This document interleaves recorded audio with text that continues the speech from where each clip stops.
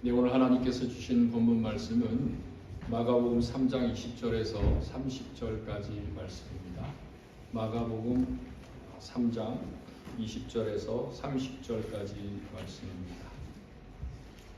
찾으신 줄로 알고 함께 봉독하도록 하겠습니다. 마가복음 3장 20절에서 30절입니다. 시작.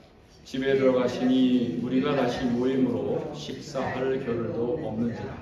예수의 친족들이 듣고 그를 붙들러 나오니 이는 그가 미쳤다 하밀러라. 예루살렘에서 내려온 서기관들은 그가 바알세불이 찝혔다 하며 또 귀신의 왕을 힘입어 귀신을 쫓아낸다 하니 예수께서 그들을 불러다가 비유로 말씀하시되 사단이 어찌 사단을 쫓아낼 수 있느냐. 또 만일 나라가 스스로 분쟁하면 그 나라가 설 수 없고 만일 집이 스스로 분쟁하면 그 집이 설 수 없고 만일 사단이 자기를 거슬러 일어나 분쟁하면 설 수 없고 망하느니라. 사람이 먼저 강한 자를 결박하지 않고서는 그 강한 자의 집에 들어가 세간을 강탈하지 못하리니 결박한 후에야 그 집을 강탈하리라.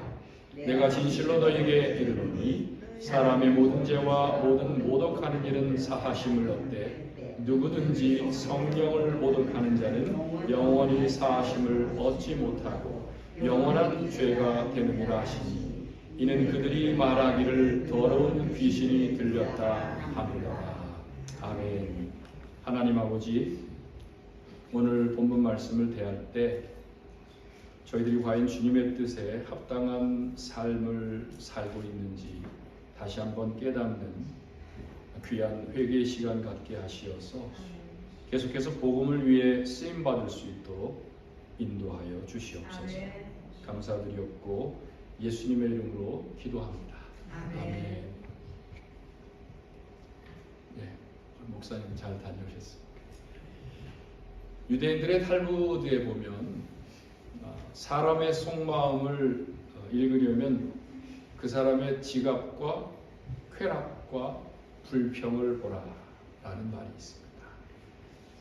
지갑과 쾌락과 불평을 보면 그 사람의 속마음을 읽을 수 있다고 합니다. 예수님께서는 마태복음 15장 18절 19절에서 이런 말씀을 하십니다. 보여주시죠. 입에서 나오는 것들은 마음에서 나오나니 이것이야말로 사람을 더럽게 하느니라. 마음에서 나오는 것은 악한 생각과 살인과 간음과 음란과 도둑질과 거짓 증언과 비방이니. 타락해서 하나님과 분리된 인간의 실제 속마음을 적나라하게 표현하신 말씀입니다. 오늘 본문에 등장하는 세 부류의 사람들 중에 두 부류, 아마도 두 부류가 이에 속하지 않을까 생각을 합니다. 전 여기 있는 여러분 중에 단 한 사람도 이 두 부류에 속하지 않기를 진심으로 바라며 오늘 예수님 앞에 나와 세 부류의 사람들을 중심으로 설교 말씀을 전하고 듣기를 원합니다. 첫 번째로 예수님을 따르는 무리들입니다. 자, 본문 20절을 한번 보겠습니다. 집에 들어가시니 무리가 다시 모임으로 식사할 겨를도 없는지라. 생각해 봤어요. 세상 교회들이 다 이렇다면 얼마나 좋겠습니까? 얼마나 많은 사람들이 몰려들었으면 예수님께서 식사할 시간도 없으셨을까요? 많은 사람들이 몰려들어서 담임 목사님이 식사할 겨를도 없는 교회. 생각해 보시기 바랍니다. 제가 이 장면을 대할 때 우리 예수님 정말 안쓰럽다. 식사할 겨를도 없이 그렇게 말씀을 전하셨을 텐데. 그래 저를 돌아봤습니다. 저 또한 식사할 겨를도 없이 복음을 전해야 하는데 밥 세끼 꼬박꼬박 잘 챙겨 먹고 있는 그 제 모습이 정말 죄송스러웠습니다. 예수님은 지금 당신의 공생의 사역을 위해 가족을 떠나서 이곳저곳을 전전하며 계셨습니다. 아마도 혹 여기가 베드로와 안드레 형제 집이 아니었을까 추측을 해봅니다만, 많은 사람들이 누가 보내서 온 것도 아닌데 예수님이 오신다, 그분이 오신다, 그분이 계신다, 이런 소식만 들리면 아무 때나 무턱대고 와서 진을 치고 기다리고 있었던 것입니다. 그들은 분명 예수님의 능력이 하나님께로부터 주어진 것을 인정했을 것이고, 그래 그분의 은혜를 구하면서 그렇게 몰려들었던 것이죠.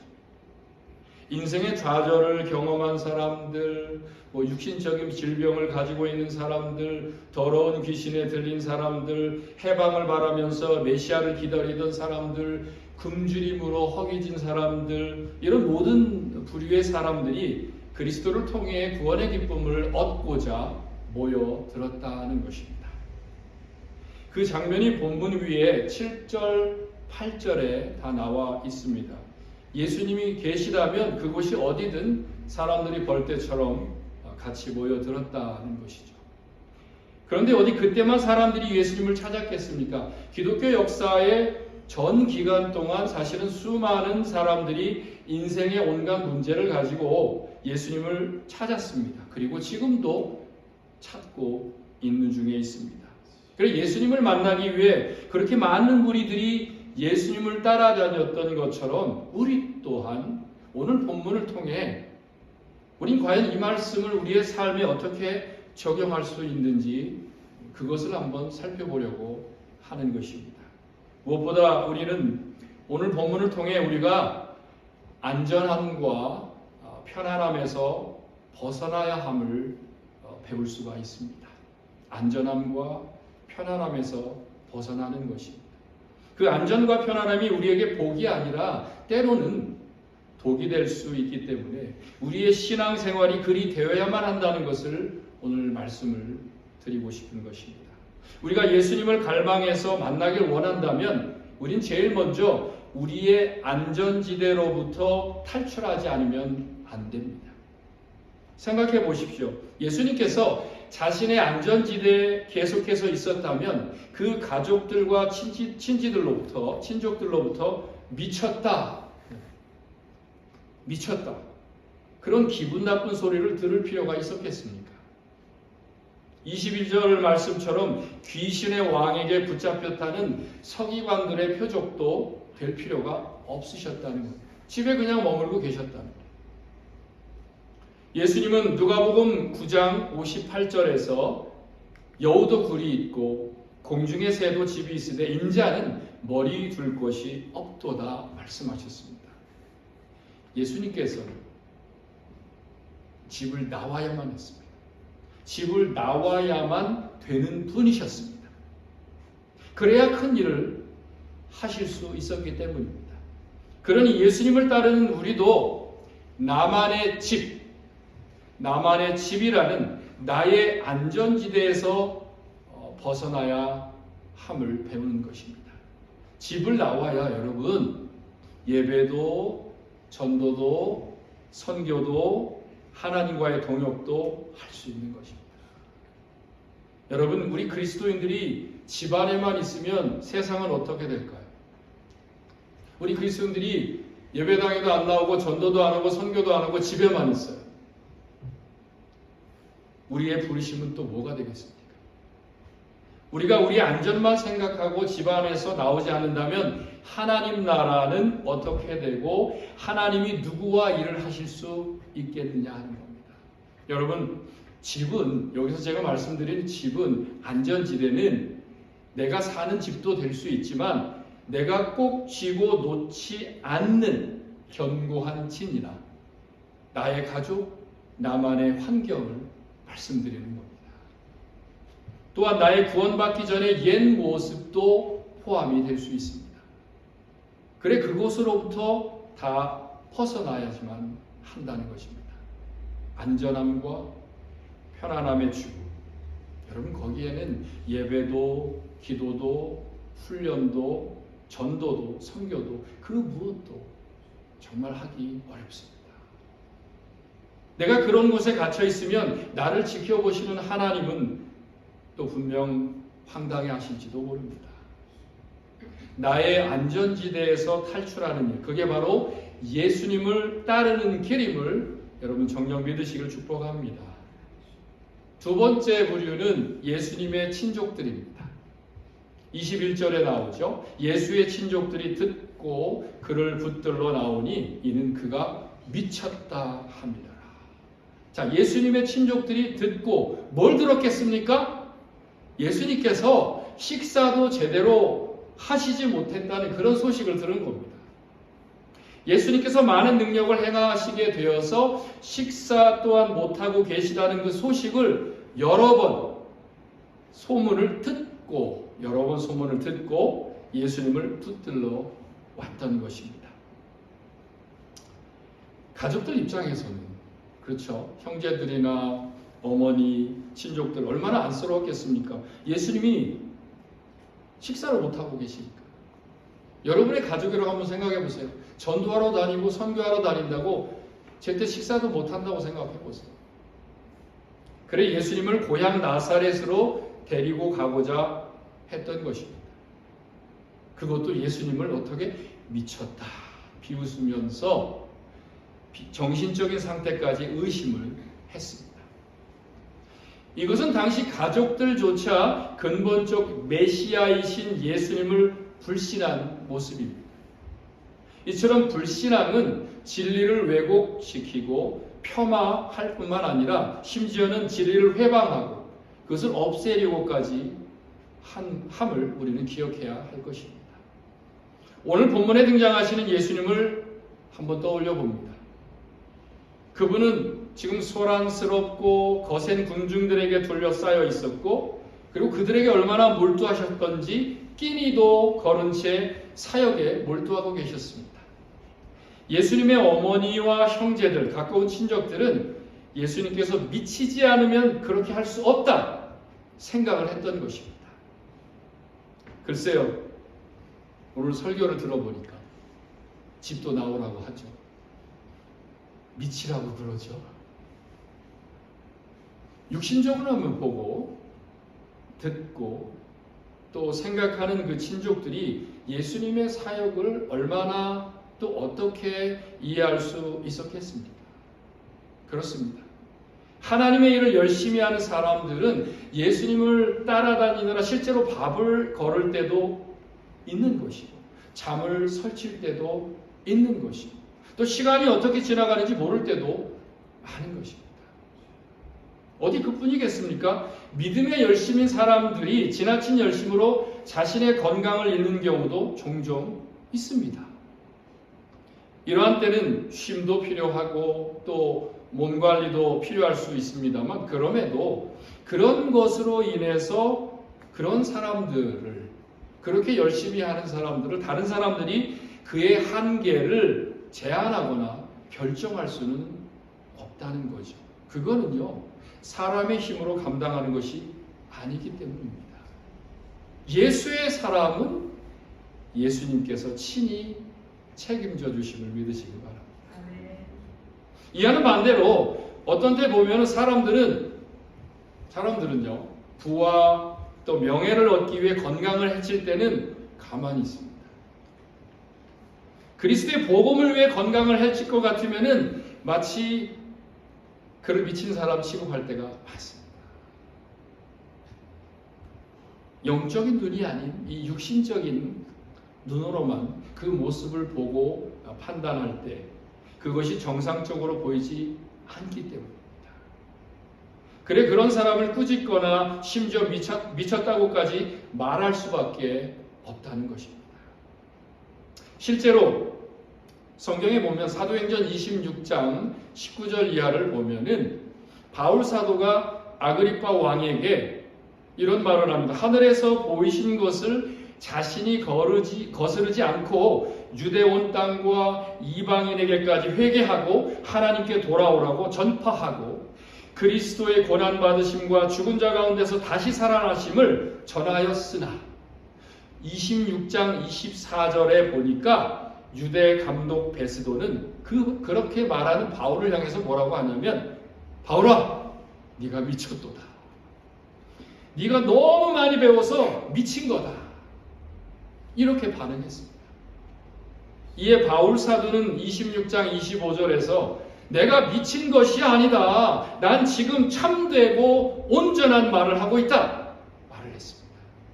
여러분, 고린도후서 5장 13절 말씀에 바울 사도는 이렇게 고백을 합니다. 우리가 만일 미쳤어도 하나님을 위한 것이 정신이 온전하여도 너희를 위한 것이다. 그러니 하나님의 아들이신 예수님께서 하나님의 일을 하시면서 사람들로부터 미쳤다고 비판받으시는 거, 그건 뭐 정말 당연하다고 볼 수 있는 거죠. 그러니 저와 여러분, 우리들도 미쳐야 합니다. 그래서 예수님께 미치는 방법을 알려드릴게요. 성경적으로 알려드립니다. 저는 오늘 별걸 다 가르쳐드려요. 우리가 미쳐야 되니까. 첫 번째로는 내 심장이 아니라 예수 그리스도의 심장으로 살아가시길 축복합니다. 빌립보서 1장 8절에서 바울 사도가 빌립보 교회 성도들에게 이렇게 권면합니다. 내가 예수 그리스도의 심장으로 너희 무리를 얼마나 사모하는지 하나님이 내 증인이시니라.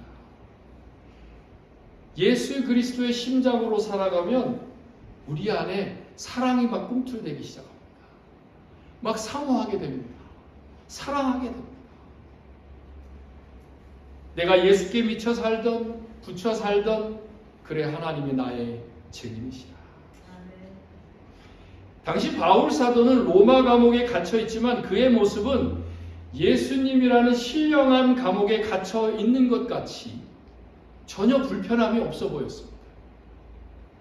오히려 그 안에는 성도를 사모하는 마음이 가득해 있었습니다. 우리가 성령이 내주하시어서 나를 움직이심과 같이 예수 그리스도의 심장으로 살아갈 때 우리의 신앙은 결코 변질되지 않습니다. 변질될 수가 없습니다. 도리어 다른 믿는 자를 사랑한 마음이 점점 더 커지게 됨을 믿으시길 바랍니다. 두 번째, 예수 그리스도의 마음을 품으시길 바랍니다. 어떤 마음이냐면요, 빌립보서 2장 7절 8절과 같은 마음입니다. 오히려 자기를 비워 종의 형체를 가지사 사람들과 같이 되셨고 사람의 모양으로 나타나서 자기를 낮추시고 죽기까지 복종하셨으니 그 곧 십자가에 죽으십니다. 자, 자기를 비우고 종의 형태를 지니고 자신을 낮추어 죽기까지 복종하되 어떻게 될 때까지요? 십자가에 달려서 죽기까지 하더라도 이것이 바울 사도가 가르쳐주는 미친 마음. 내가 미치지 않으면 우린 한마디로 이 말씀은 겸손해질 수 없다는 것입니다. 내가 예수 그리스도의 마음으로 미치지 않으면 겸손이요? 택도 없습니다. 겸손의 태도가 어디 뭐 그냥 정상적으로 만들어지는 그런 태도입니까? 그러지 못합니다. 정상적인 상태에서는 겸손의 태도로 나올 수가 없어요. 세 번째로는 예수를 위해 모든 것을 배설물로 여기시기 바랍니다. 중요하죠. 사실 이 마음이 예수님이 가는 곳곳마다 어디든 따라다닌 그런 많은 무리들의 마음과도 같았을지 모릅니다. 빌립보서 3장 8절입니다. 또한 모든 것을 해로 여김은 내 주 그리스도 예수를 아는 지식이 가장 고상하기 때문이다. 내가 그를 위하여 모든 것을 잃어버리고 배설물로 여김은 그리스도를 배설물로 여김은 그리스도를 얻고. 여러분 안에 그리스도를 평생 모시고 살고 싶으십니까? 아니, 여러분 평생 그리스도를 얻은 그 기쁨으로 살고 싶으십니까? 여기서의 포인트는 딱 한 가지입니다. 내가 그리스도를 얻기 위해 딱 한 가지 모든 것을 버리고 배설물로 여기면 되는 것입니다. 나는 죽고 예수는 살고, 나의 옛사람은 십자가에 묻고 예수는 부활하고, 내 과거의 모든 자랑과 지식과 생활과 생각까지 다 화장실 변기 안에 집어넣고 물을 내리지 않는 이상 나는 그리스도를 온전히 얻을 수 없다는 말씀이죠. 이것이 예수께 비친 마음. 자, 이제 세 번째 부류인 예루살렘에서 내려온 서기관들입니다. 22절입니다. 예루살렘에서 내려온 서기관들은 그가 바알세불이 짚였다 하며 또 귀신의 왕을 힘입어 귀신을 쫓아낸다 하니. 자, 예수님의 친족들은 예수님께서 식사도 거르면서 사역하신 걸 보고 그가 미쳤다, 이건 미친 짓이다, 그래서 붙들고 가려고 했습니다. 하지만 서기관들은 어땠습니까? 그 강도가 더 셌어요. 적대시하는 강도가 더 셌습니다. 예수님을 적대시하면서 말을 했던 것이죠. 이들은 하나님의 말씀을 연구하고 백성들을 가르치는 직분을 맡은 사람들입니다. 그러니 하나님의 말씀을 전하러 오신 예수님을 돕는 것이 그들의 일이었는데 그들은 오히려 예수님께 더 심한 죄를 뒤집어 씌운 것이죠. 어떤 죄입니까? 여기서 예수님께서 마귀의 지배 아래 있으면서 귀신의 왕을 힘입어서 귀신을 쫓아내고 있다, 이런 얘기를 합니다. 참 무당과 같은 그런 생각들 같아요. 그가 바알세불이 짚였다. 즉 마귀를 내어 쫓을 수 있는 능력이 생겼다는 것입니다. 바알세불은 문자 그대로 집주인이란 뜻이에요. 집주인. 여기서는 귀신의 왕, 마귀, 사단, 이런 뜻입니다. 예수님께서 귀신을 내쫓는 힘이 귀신의 왕을 힘입었기 때문이다, 억지를 부리는 거죠. 여러분 한번 생각해 보십시오. 만일 예수님이 귀신이라면 어떻게 귀신이 자기와 똑같은 귀신을 내쫓겠습니까? 어떻게 서로 내쫓으려고 서로 자기들끼리 싸우겠느냐 하는 거죠. 예수님이 이 말씀하고 계시는 거예요. 서기관들은 예수님의 이적을 당시에 부인하지는 않았습니다. 하지만 그분이 하시는 일이 마귀와 협력해서 일어나는 것이지 그렇지 않고서야 절대 그런 이적의 행위를 할 수가 없다, 불신하고 있었던 것입니다. 여러분, 사람이 영적인 수준이 낮으면 모든 생각할 때 이렇게 가장 낮은 영적 수준인 귀신과 비교해서 생각하게 됩니다. 예수님의 친족들은 예수님을 미쳤다, 이 정도였는데 서기관들은 그보다 더 수준이 낮은 평가를 감히 예수님께 하고 있었다는 거죠. 자신들이 틀릴 줄 알면서도 혹은 잘 모르면서도 고집을 피우면서 무언가를 계속해서 밀어붙이는 사람들이 있죠.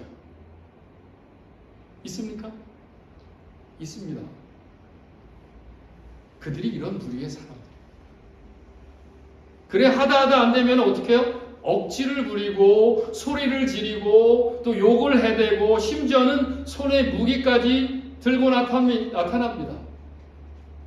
이 서기관들이 나중에 후에 겟세마네 동산에서 뭘 가지고 나타났어요? 칼과 몽둥이를 가지고 예수님을 잡으러 오지 않았습니까? 예수님을 억지로 잡아다가 채찍질하고 십자가를 지게 하시고 결국 십자가에 못 박히게 하지 않았습니까? 누가 미치광이인지는 잘 모르겠지만 하나님의 신실한 일꾼을 쫓아내는 걸 좋아하는 사람들, 이 시대에도 많습니다. 그런 사람들이 바로 이 부류에 해당되는 사람들입니다. 열심히 일하는 하나님의 일꾼들을 타박하는 사람들. 이 예수님은 앞으로 일어날 일들을 훤히 들여다보시고는 그들의 말이 얼마나 악한 것인지를 꼬집어서 말씀하십니다.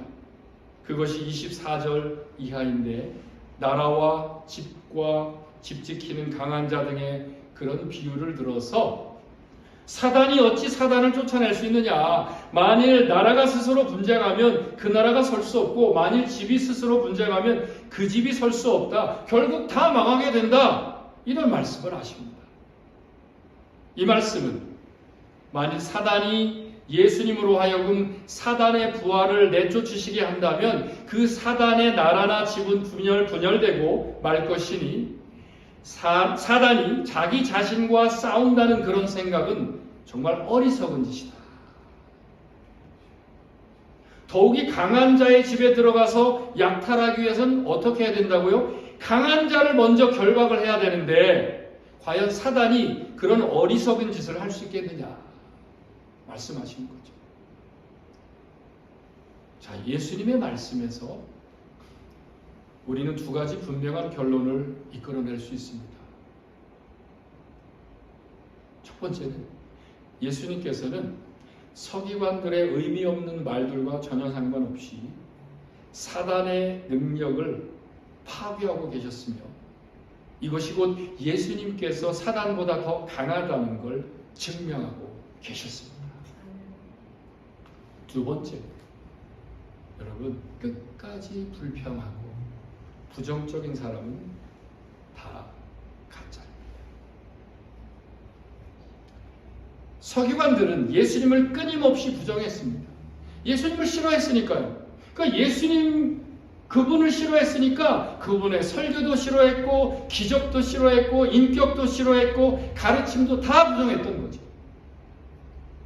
이렇게 끝까지 부정적인 사람, 자신의 죄와 허물은 나 몰라라 하고 다른 사람만 끝까지 물고 늘어지는 사람, 그 모두가 다 가짜.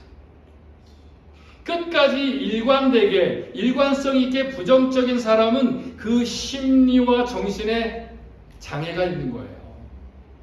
여러분, 이 세상의 긍정과 부정은 성경도 보면 같습니다.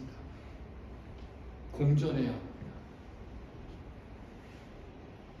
당시 종교 지도자들은 예수님께 대해서 단 한 번의 긍정도 주지 않았습니다.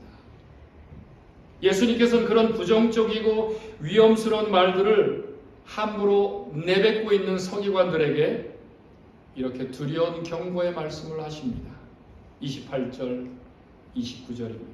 내가 진실로 너희에게 이르노니 사람의 모든 죄와 모든 모독하는 일은 사하심을 얻되 누구든지 성령을 모독하는 자는 영원히 사하심을 얻지 못하고 영원한 죄가 되느니라 하시니.